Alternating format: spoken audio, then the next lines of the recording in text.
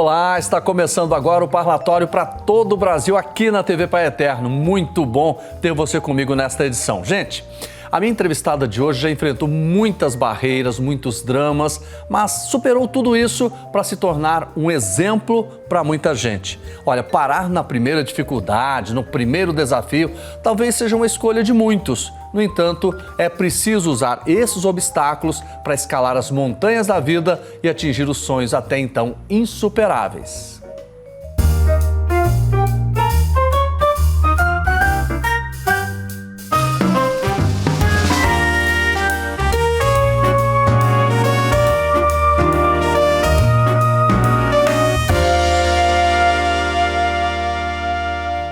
Para falar sobre conflitos dentro e fora do ambiente familiar, sobre traumas vividos na infância, superação e a volta por cima, eu vou conversar agora com a Ana Maria Gomes da Silva, que é jornalista, atriz e escritora. Ana Maria Gomes da Silva é do Recife, capital de Pernambuco, tem 45 anos e uma grande atuação em várias áreas. Olha só, é jornalista, atriz, escritora, produtora cultural, dubladora, roteirista cinematográfica, voluntária e idealizadora de um projeto de lei de proteção à infância e à juventude. Hoje ela construiu tudo isso, mas tinha tudo para desistir da vida. Não foi essa a opção escolhida por ela. Ana Maria Gomes, tudo bem? Que satisfação receber você aqui. Tá tudo bem? Tudo bem, Jordeval, e com você? Estamos bem. Aliás, eu estou com muita expectativa para ouvir você, essa história maravilhosa de superação que você tem. Então, eu sou mais uma das vítimas, de crianças e adolescentes que são vítimas de violência no Brasil e no mundo. Eu passei as piores atrocidades que nenhum ser humano, nenhuma vida deveria passar, desde abuso sexual infantil, trabalho escravo, violência doméstica, gravidez na adolescência. Eu passei as piores atrocidades que você poderia imaginar. Pois é, e eu quero, claro, eu quero que você conte isso pra gente, mas você inclusive vai lançar um livro no próximo dia 9, não é isso? E esse livro fala de quê? É uma autobiografia, fala sobre a minha história, a minha trajetória até os dias atuais, O nome do livro é Recuso-me a Desistir, uma história real. Porque nessa vida a gente enfrenta grandes batalhas que nos deixam apenas duas escolhas: seguir ou desistir. Eu escolho seguir, desistir jamais. A gente precisa continuar lutando, porque a vida não nos decepciona, Deus não nos decepciona. Às vezes é 1, 10, 30, 40, 50 pessoas que talvez tenha decepcionado você, mas não é a vida. Olha só, o planeta ele tem milhares de milhões de pessoas em todo o mundo, não é isso? E também o universo, o planeta Terra, o globo Terra, tem muitas maravilhas para a gente desfrutar. Então não posso julgar a vida por uma fatalidade, por uma dificuldade, porque perdas e conquistas fazem parte da vida, não é? A gente nasce, cresce, reproduz, envelhece e morre, estamos sujeitos às perdas, mas as perdas, na verdade, são oportunidade da gente viver novas possibilidades. É isso aí. Olha, você se recusou a desistir e não desistiu. Parabéns. Agora, isso sempre aconteceu na sua vida, mas eu quero perguntar para você o seguinte: quando você nasceu, começou a crescer, os seus pais, o que aconteceu com eles? Olha, eu tenho os pais biológicos, eles existem, mas eles não me criaram, O meu pai... Você foi abandonada? Teve um relacionamento... Oi? Você foi abandonada?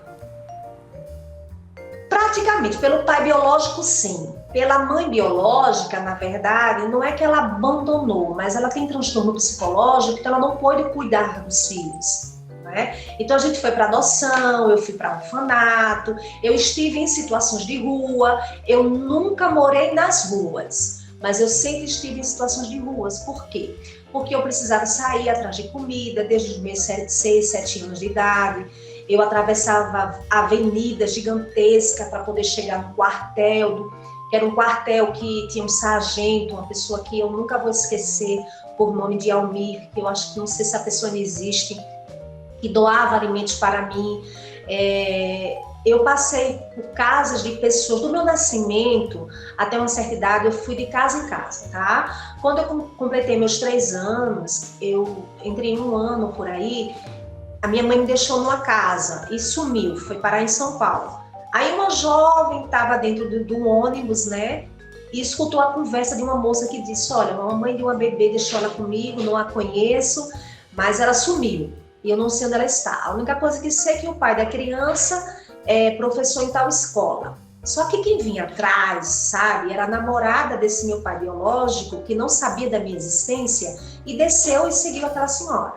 Quando aquela moça me viu, foi amor à primeira vista. Ela pegou e me levou para sua casa. Eu tinha 2 anos, entre 1 ano a 2 anos de idade, né?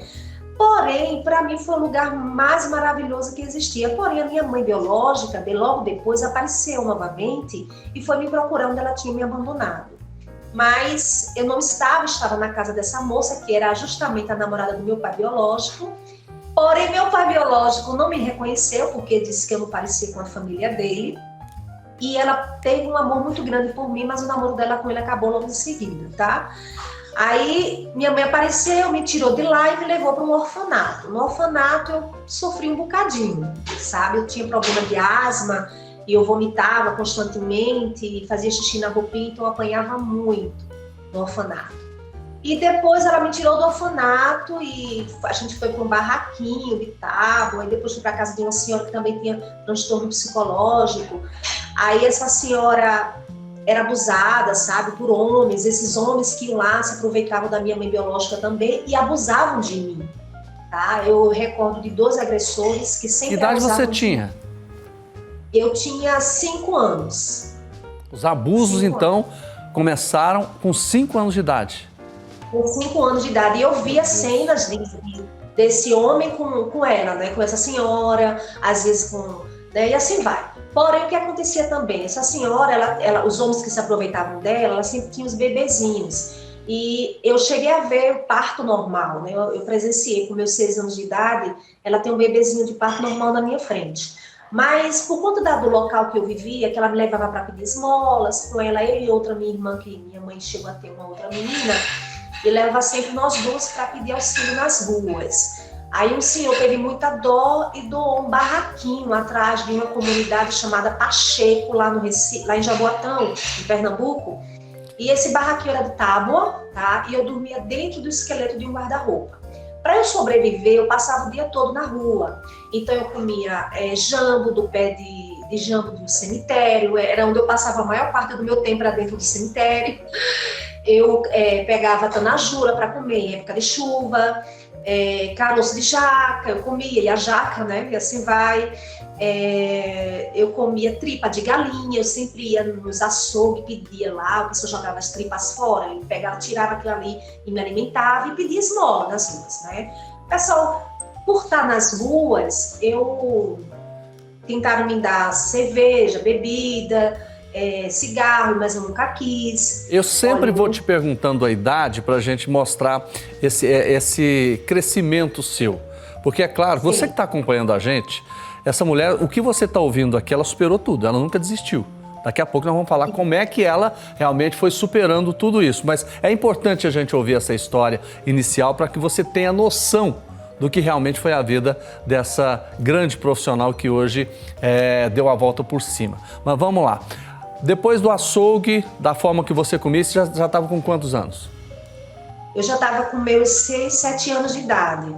Eu precisava me alimentar, então eu cheguei até a aprender as vogais por causa de um rapaz que tinha na comunidade que ajudava as crianças, uma pessoa de bem, graças a Deus, mas eu até então não tinha sido matriculada.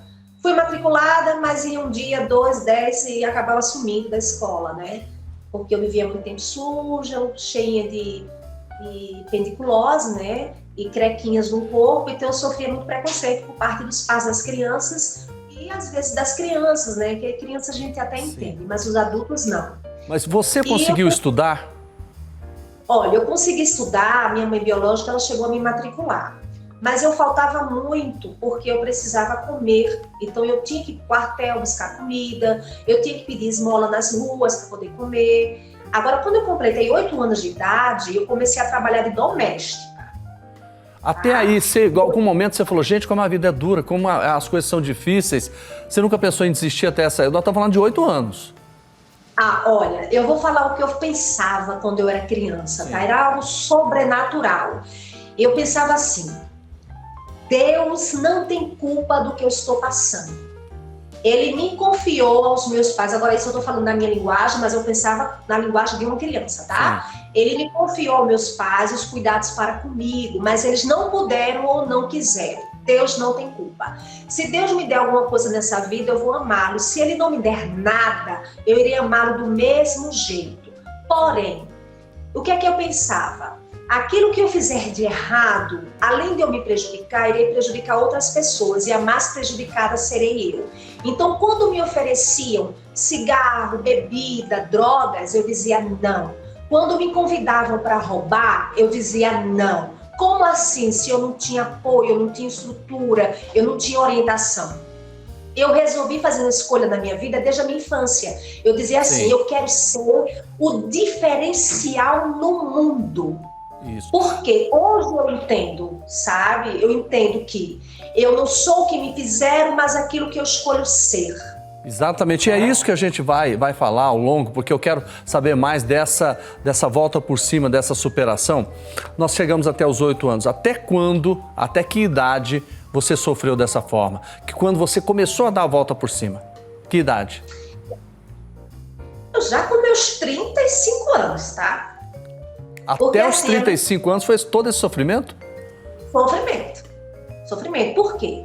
Porque na minha infância eu dependia de pessoas e eu pedia a Deus para crescer todos os dias. Eu dizia, Deus, eu quero crescer para que eu possa me defender dos abusadores. Até mesmo quando eu fui morar lá num outro bairro, né, que fica atrás de um cemitério, que chama-se Cemitério do Pacheco, que eu ia ao quartel, o agressor que abusava de mim, que era um idoso, tá? Eram dois, era um jovem e um idoso, que fazia as mesmas coisas comigo, sempre.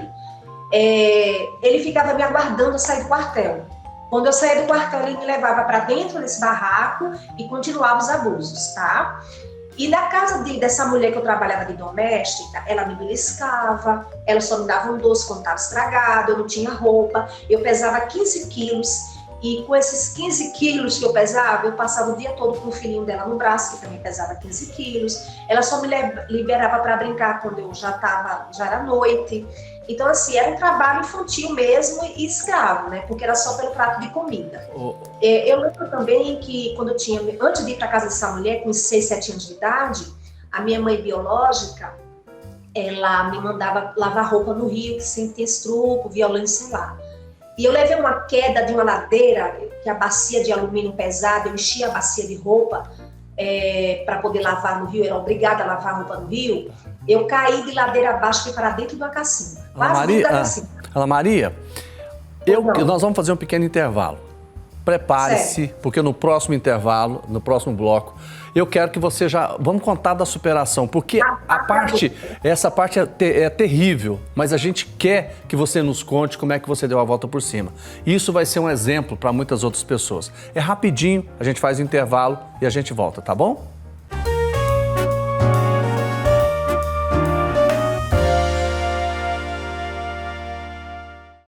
Ficou mais fácil dedicar tempo e devoção ao Divino Pai Eterno. Baixe gratuitamente o aplicativo do Pai Eterno para smartphone e tablet. E tenha com você conteúdos exclusivos do Pai Eterno 24 horas por dia. Nele você pode acompanhar as novenas do Filhos do Pai Eterno, do Perpétuo Socorro e ao Sagrado Coração de Jesus, além do Santo Terço. Basta clicar no ícone Novenas e escolher o programa e qual edição deseja assistir. Fique conectado com o Pai Eterno a qualquer hora, em qualquer lugar.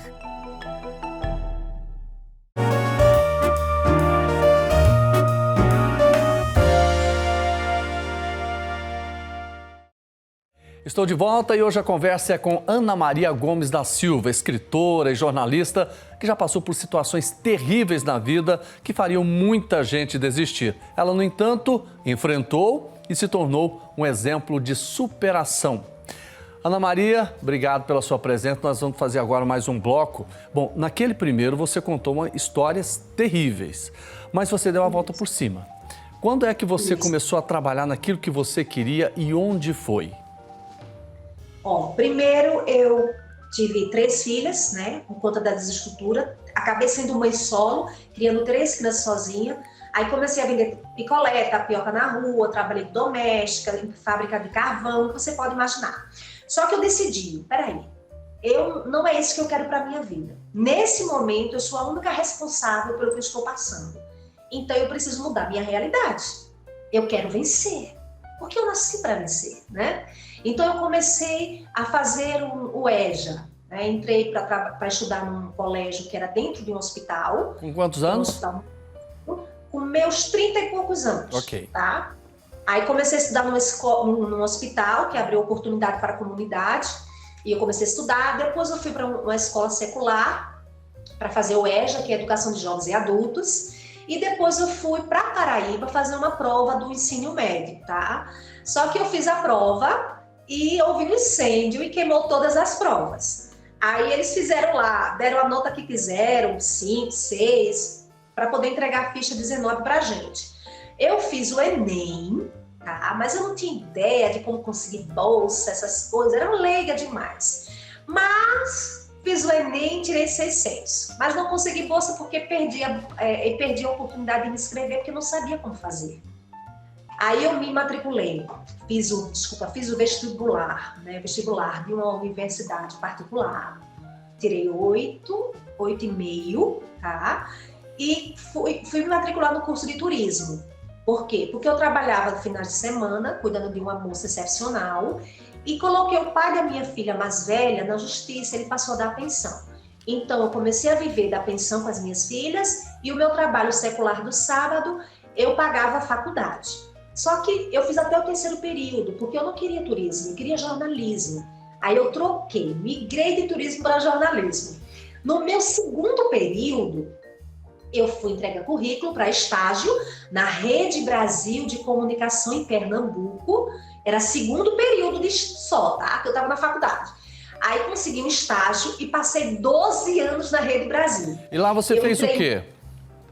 Lá eu era produtora de TV, eu fazia chamada, eu era produção, eu fui apresentadora, eu fui repórter, eu apresentei um programa Hora da Criançada, que era Hora Animada, hoje é Hora da Criançada. E além disso, Ana Maria, por exemplo, hoje você realmente atua em várias áreas. Conta pra gente quais são as áreas que você atua hoje. Porque daqui a pouquinho eu quero falar do livro. Ah, tá. Eu fiz jornalismo, rádio e TV, teatro, cinema, produção cultural, fiz coach, fiz psicanálise, mas não terminei, fiz psicologia, ainda não terminei, mas está bem pertinho, os períodos mais próximos a terminar. Fiz serviço social, só falta um semestre para eu terminar, estou cursando direito, tá? Eu sou idealizadora de um projeto de lei de proteção à infância e juventude. Eu fui convidada, na época, era ministra, né, da Mulher e dos Direitos Humanos do Brasil, e fui convidada também pelo secretário da Criança e Adolescência do Brasil, que era o Dr. Maurício Cunha. Aí estive lá em Brasília para uma reunião, porque o meu projeto é um projeto que realmente irá conseguir proteger a nossa infância e juventude contra qualquer violação dos seus direitos. Agora, Ana Maria, me fala uma coisa, tudo isso é a base do seu livro, Recuso-me a Desistir, que é uma história real, a sua história. Como é que você trata no livro essa questão da sua persistência, da sua resiliência, da sua vontade de superar tudo isso? Porque esse livro é um exemplo para muitas pessoas, né? E a gente quer trabalhar isso aqui, né? Qual é o exemplo que você deixa para as pessoas? O exemplo que eu deixo para todas as pessoas é que a vida é bela e que a vida é uma delícia, que nós não podemos desperdiçar. Que é como eu falei logo no início, não é por causa de uma pessoa, de 2, de 3, que a vida nos decepcionou. Você não deve desistir, você tem que continuar.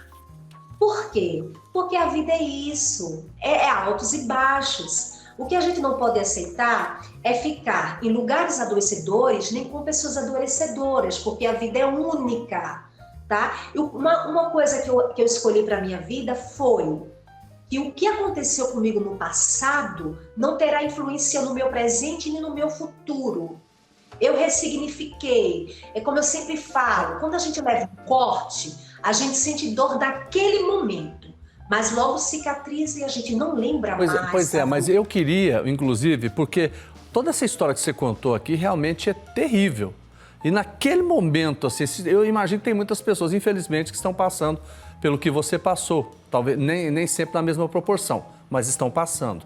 Naquele momento, o que você diria? Olha, quando você estiver sofrendo um abuso, estiver passando fome, qual é o pensamento que você deve ter para superar tudo isso? Olha, primeiro você precisa pedir ajuda, tá? Se você está passando por uma situação de abuso, de maus tratos, qualquer tipo de violação, tá? Você deve pedir ajuda, você não deve permanecer. Por que eu tenho que ficar num lugar que me traz sofrimento, que me traz dor, que me causa angústia? Eu não preciso ficar no lugar desse, eu não preciso estar no lugar desse. A gente precisa aprender a se respeitar, a se amar. Lógico que quando é uma criança, ela não tem condição de se libertar de um agressor, mas a gente precisa orientar os pais a ensinar as crianças como pedir ajuda, como denunciar o agressor. Se você é um jovem, um adulto, um idoso e está passando por algum tipo de violência, você deve pedir ajuda e não deve aceitar, entendeu? Então a gente não tem que ficar, a gente não tem que sofrer. Jesus fala que o jugo dele é suave, o fardo dele é leve. A gente precisa entender que a vida passa rápido e muito rápido. A gente não tem muito tempo para desperdiçar. A gente vive 200 anos, mas a gente vai morrer. Então aproveita, viva, aproveite cada dia, aproveite cada instante. A vida é maravilhosa. Ana Maria, e fala do livro, que dia que vai ser o lançamento? E aonde? Então, o livro é este livro aqui. Isso. Mostra aí para Recuso-me a desistir. É isso. Recuso-me a desistir. Porque eu já estive com cartaz na Avenida Paulista pedindo emprego, tá? Na pandemia, eu como jornalista estava lá e ninguém acreditava. E eu disse, o não eu já tenho, vou em busca do sim. Então eu me recuso. Eu me recuso a desistir. O livro será lançado no dia 9 de setembro, das 14 às 17 horas, na Livraria da Vila, no Shopping Pátio Paulista, aqui em São Paulo, capital. Que legal. Olha, nós estamos encerrando, mas eu quero que você deixe uma mensagem, tá? Converse com as pessoas, deixe a sua mensagem aqui no nosso parlatório. A mensagem que eu tenho para deixar para você é o seguinte: nenhum poço é tão profundo que Cristo não possa alcançar. Com Jesus, nos momentos mais difíceis e sombrios, o bem permanece e o bem maior há de vir. Jesus, ele está com você, ele não te desamparou, tá? Nós estamos aqui no mundo, somos os bens mais preciosos de Deus. Ele doou seu Filho unigênito para morrer em nosso lugar. Então Deus nos ama. Então acorde, desperte, levante-se, lute pela sua vida, por aquilo que você quer. Não se detenha, tá? A vida é maravilhosa. Olha o planeta, o sol, a lua e as estrelas nascem todos os dias para você. O sol nasce para te dar bom dia, a lua e as estrelas para te dar boa noite. Aproveita. Eu sei que a gente está sujeito às dores, às perdas, mas também as dores não duram para sempre, tá? As tristezas não duram para sempre. Olha, eu quero então, Ana Maria Gomes da Silva, eu vou encerrar te agradecendo demais por você contar o seu exemplo de vida, de tanto sofrimento que você teve. E o exemplo maior de tudo é esse sorriso que você mantém. E é com esse sorriso que a gente quer dizer para as pessoas, não desistam nunca, tá certo? Recuse-se a desistir. Muito obrigado. Eu que agradeço. Muito obrigada pela oportunidade. E que Deus abençoe a todos vocês. Amém. E vivam! Amém. Vivamos todos nós. Um abraço para você. E um abraço para você também que esteve comigo aqui no parlatório deste domingo. Meu agradecimento. Gente, olha, fiquem com Deus. Até mais. Uma ótima semana para você.